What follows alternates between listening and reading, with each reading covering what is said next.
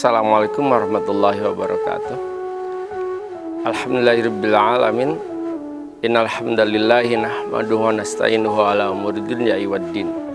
Wa na'udzubillahi min syururi anfusina min sayyiati a'malina. May yahdihillahu fala mudilla lahu wa may yudlil fala hadiyalah. Asyhadu an la ilaha illallah wa asyhadu anna Muhammadan abduhu wa rasuluh. Allahumma shalli ala Muhammad wa ala ali Muhammad kama shallaita ala Ibrahim wa ala ali Ibrahim. Wa barik ala Muhammad wa ala ali Muhammad kama barakta ala Ibrahim wa ala ali Ibrahim innaka Hamidum Majid. Segala puji bagi Allah yang telah mempertemukan kita, sahabat-sahabat UB TV. Kita dipertemukan di forum yang mulia ini, sekalipun secara online ya, karena kita tidak bertatap muka secara langsung. Mudah-mudahan dalam waktu yang singkat ini bisa ada pencerahan walaupun nggak banyak. Saya akan membawakan tema tentang amalan-amalan pengunduh syafaat. Syafaat itu apa?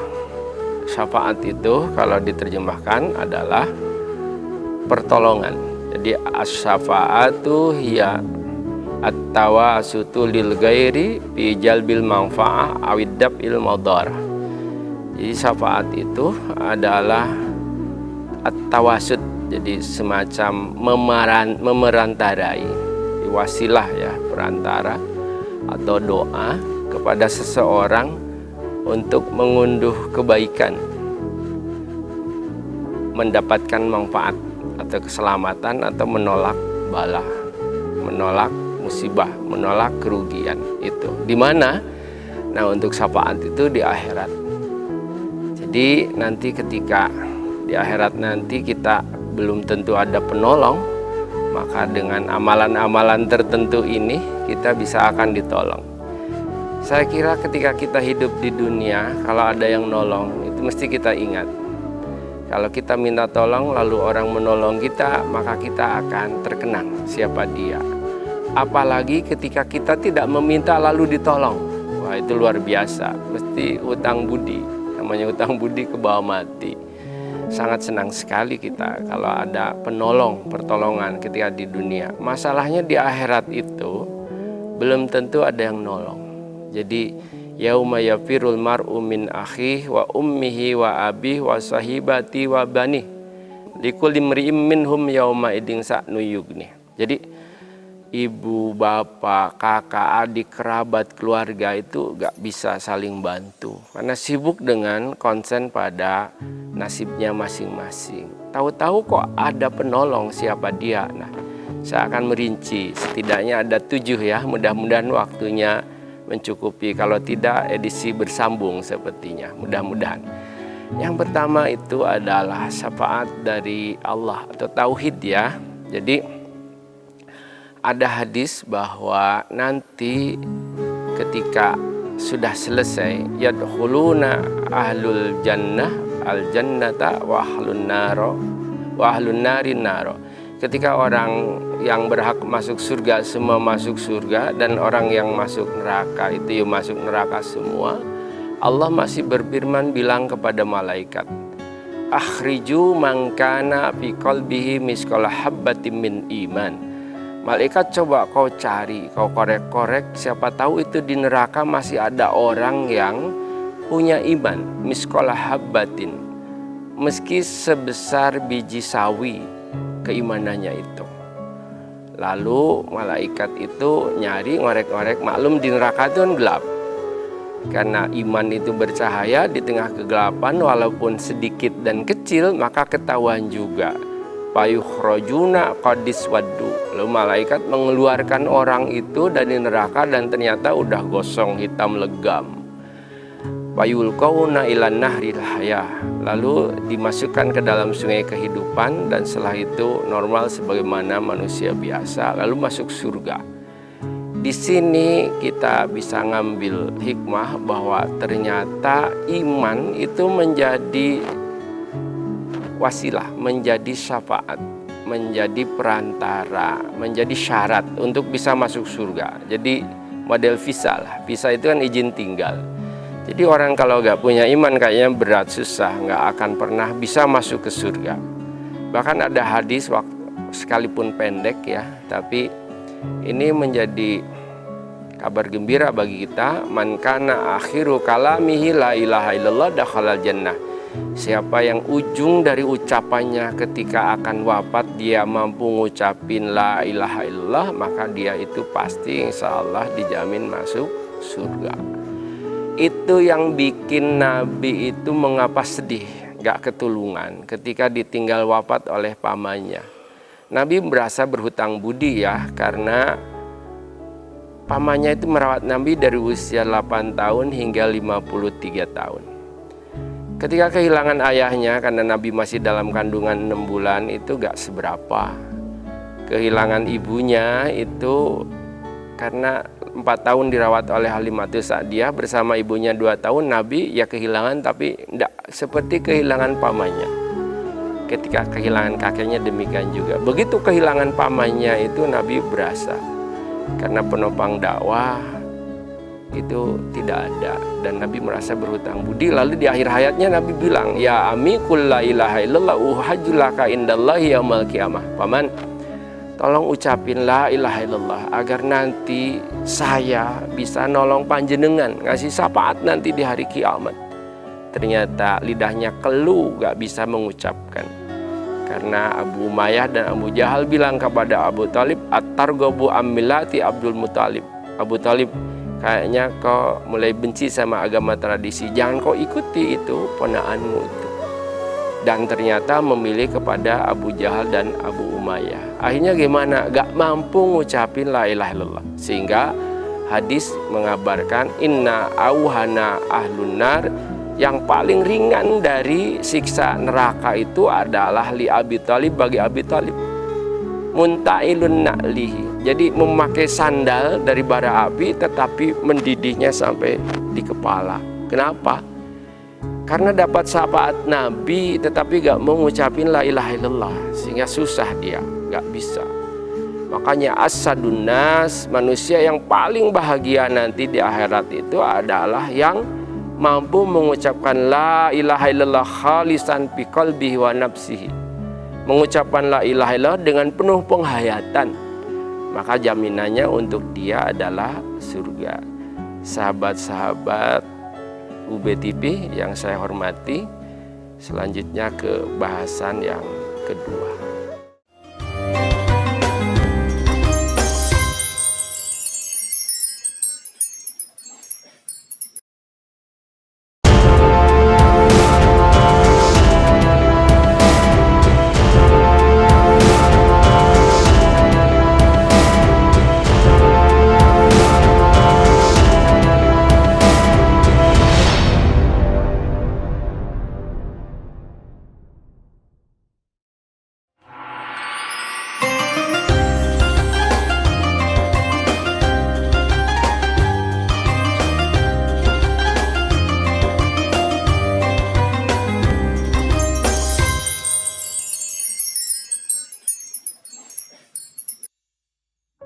Dua yang bisa ngasih syafaat ke kita itu adalah syafaatnya Nabi.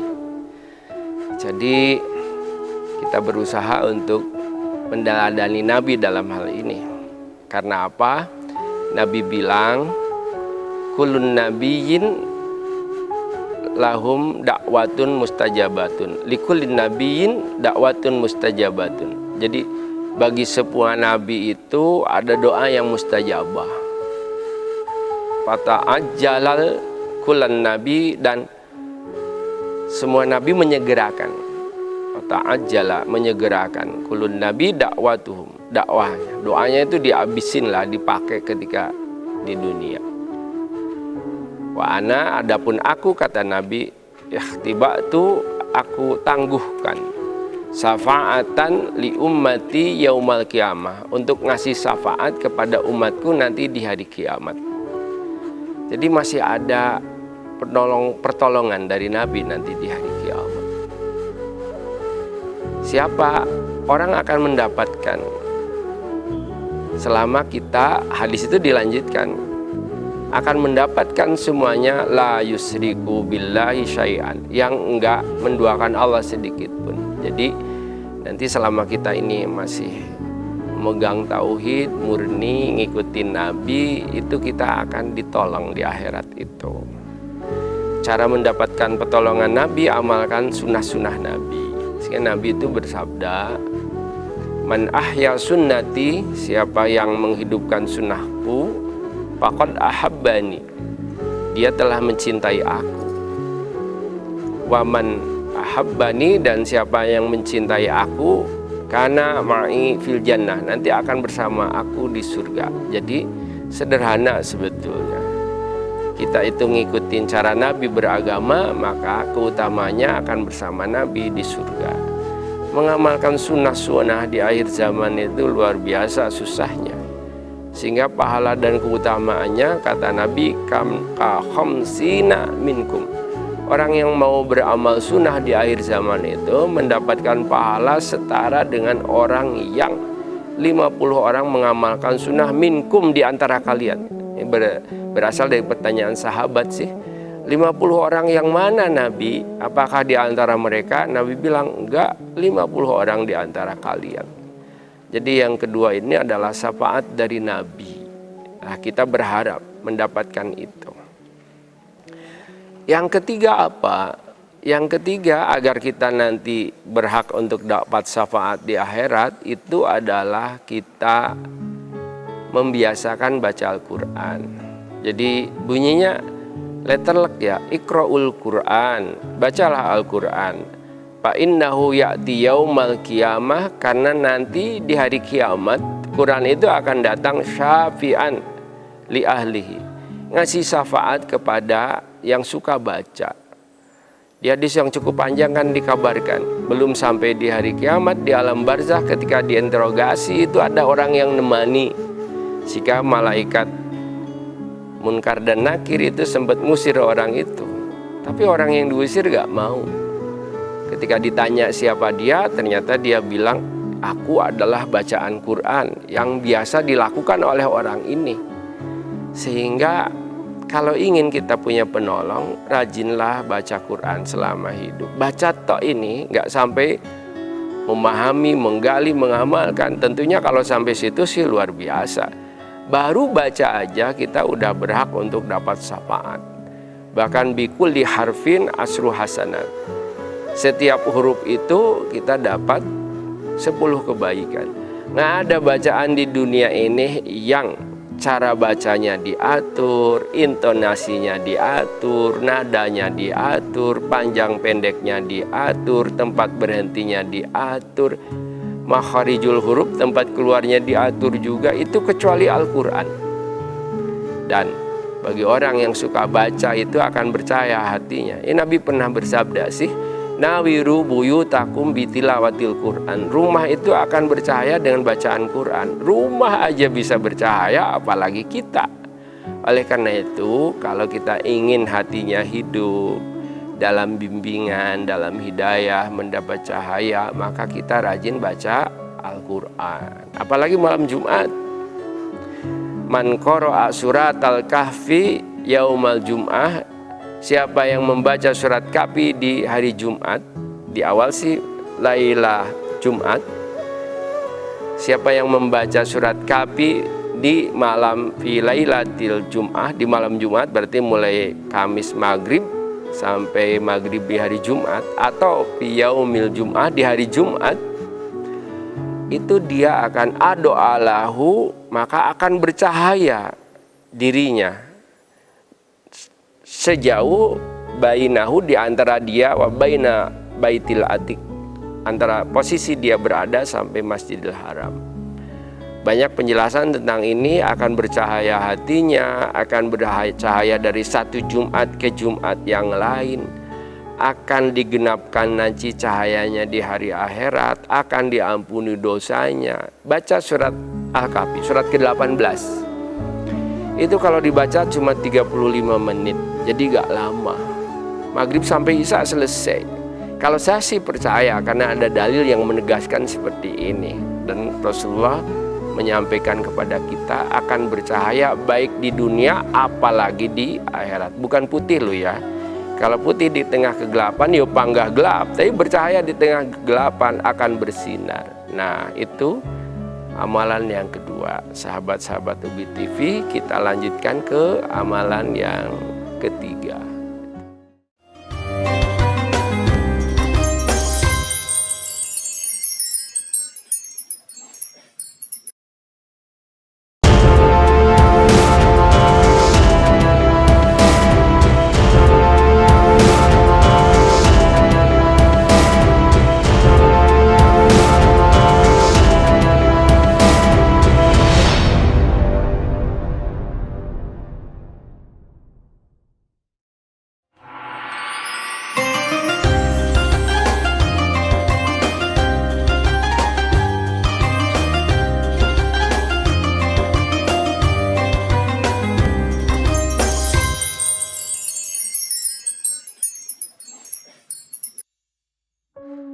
Baik, sahabat-sahabat UBI TV, kita lanjutkan ke amalan pengunduh syafaat selanjutnya. Apa itu? Banyakin baca sholawat. Jadi keutamaan orang yang baca sholawat, Nabi bilang awulan nasi, yang paling dekat nanti kedudukan seseorang di surga dengan aku, kata Nabi, aktsaruhum sholah, yang banyak ngucapin sholawat. Sholawat itu amalan yang sederhana, ringan, tapi keutamaannya luar biasa. Man shola alaya sholatan sholallahu bihi asyran. Siapa yang bersolawat kepadaku 1 kali aja, maka Allah akan membalas dengan 10 kali. Jadi orang yang cerdas itu kalau berdoa nggak usah susah-susah. Sholawat itu kan gini toh. Ya, sholawat yang biasa dibaca dalam sholat Ibrahimiyah. Yang kita baca itu apa? Allahumma sholli ala Muhammad wa ala ali Muhammad kama sholaita ala Ibrahim wa ala ali Ibrahim. Sampai sini, ya Allah, anugerahkanlah keselamatan, kesejahteraan kepada Nabi Muhammad dan keluarganya sebagaimana Engkau telah anugerahkan keselamatan pada Nabi Ibrahim dan keluarganya. Dilanjut dengan berkahi wa barik ala Muhammad wa ala ali Muhammad kama barakta ala Ibrahim wa ala ali Ibrahim innaka Hamidum Majid. Berkahi Nabi Muhammad dan keluarganya sebagaimana Engkau berkahi Ibrahim dan keluarganya. Kita sama dengan berdoa, ya Allah, berkahi hamba dan keluarga hamba. Allah bilang 10 kali. Jadi kalau sholawat sekali itu kita langsung dibalas 10 kali. 10 kali seperti selamatnya Nabi Muhammad dan keluarganya, selamatnya Nabi Ibrahim dan keluarganya, berkahnya Nabi Muhammad dan keluarganya, berkahnya Nabi Ibrahim dan keluarganya. Kita dapat 10 loh itu. Jadi yuk kita banyakin sholawat. Bahkan doa itu sebetulnya akan nyampe terangkat kalau didahului dengan sholawat. Jadi terpending. Doa itu tergantung antara langit dan bumi, kecuali didahului dengan sholawat. Jadi mauquf, ya, terhenti, mahjubun, terhalang, nggak nyampe kecuali dahului sholawat. Doa itu kan gitu toh. Jadi bacalah kita Asmaul Husna, habis gitu sholawat. Asmaul Husna mungkin bisa Fatihah, bisa ayat kursi, tapi jangan lupa sholawatnya, karena itu yang menyebabkan doa kita diterima. Jadi amalan yang singkat, sederhana, tetapi mendapatkan anugerah yang luar biasa. Dan ini perintah langsung dari Allah. Kayaknya sih kita tahu ya, Allah itu kalau nyuruh sholat, Allah sendiri gak sholat. Nyuruh puasa, Allah sendiri kan gak pernah puasa. Tetapi kalau untuk sholawat, Allah berfirman, innallaha wa malaikatahu, sesungguhnya Allah dan malaikatnya itu bersalawat pada Nabi, ya ayyuhalladzina amanu shollu alaihi wasallimu taslima. Luar biasa. Allah, malaikat, dan kita disuruh salawat. Dan itu terjadi dalam sholat ya, ketika kita tahiyat. Makanya tahiyat awal itu setidaknya innaka Hamidum Majid sampai situ. Kalau nggak nyampe situ, paling minim Allahumma sholli ala Muhammad wa ala ali Muhammad. Kalau tahiyat akhir ya masih ditambah sih doa perlindungan ya sebelum salam. Allahumma inni a'udzubika min adzabi jahannam wa min adzabil qabri wa min fitnatil mahya wal mamati wa min syarri fitnatil masiihid dajjal, baru salam. Dan kita setelah itu baca sholawat sehingga doanya langsung diterima, apalagi dalam sholat. Makanya ketika ditanya ayyud du'ai asma Rasul, doa mana yang paling didengar? Rasul bersabda, fi kulli duburis shalah, setiap ujung dari sholat. Jadi sebelum salam kita baca doa yang banyak. Ya, doa-doa yang masyru' tentunya ya. Salah satunya berlindung dari 4 perkara atau 5 hal. Berlindung dari neraka jahanam, berlindung dari siksa kubur, susahnya hidup, susahnya mati, dan dari pendusta. Dan itu kita sampaikan dalam sholat gitu. Yang selanjutnya agar kita mendapatkan syafaat nanti di akhirat itu adalah ketika kita meninggal dunia ada yang nyolatin. Nah ini jadi bunyi hadisnya, ma min rajulin yamutu, ma min rajulin muslimin yamutu, ketika salah seorang muslim wafat, fayakumu ala janazatihi, lalu berdiri untuk jenazahnya, itu sholat jenazah ya, arba'una rajulan, ada 40 orang, maka syafa'ahumullahu bih, Allah akan menolong dia, ngasih syafaat dia, menyelamatkan dia. Cuma kan orang kadang itu malas-malasan kalau untuk nyolatin, padahal sholat jenazah itu kado terindah, terakhir, termahal bagi saudara kita, bagi kerabat kita, bagi teman kita. Biasanya itu orang kalau yang datang 200 misalnya, yang nyolatin 10. Padahal ketika orang disolatin 40 orang, di hadis lain itu mi'ata, di hadis lain itu 100. Tapi 40 orang itu mencukupi untuk mendapatkan syafaat. Belum lagi orang yang nyolatin itu dapat pahala setara gunung Uhud. Kalau di sini gunung Kawi ya.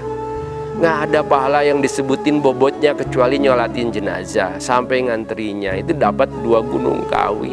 Bagi yang hidup, bagi yang wafat itu mendapatkan syafaat. Makanya doa jenazah itu kan akan, sedang, dan telah itu.